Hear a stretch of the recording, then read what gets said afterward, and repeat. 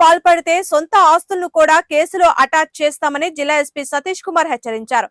మంగళవారం నగరంలోని జిల్లా ఎస్పీ కార్యాలయంలో గల కాన్ఫరెన్స్ హాల్లో ఏర్పాటు చేసిన మీడియా సమావేశంలో ఎస్పీ సతీష్ కుమార్ మాట్లాడారు.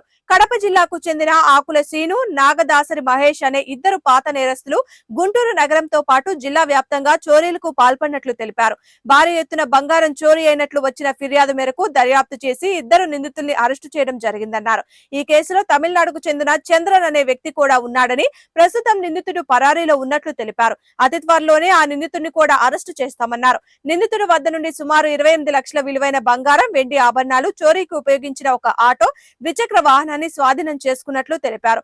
ఈ కేసును దర్యాప్తు చేసిన additional SP crime Supraja, CCS DSP Shivaji, Nallapadu CI Vamshidhar మరియు వారి సిబ్బందిని జిల్లా ఎస్పీ సతీష్ కుమార్ ప్రత్యేకంగా అభినందించారు.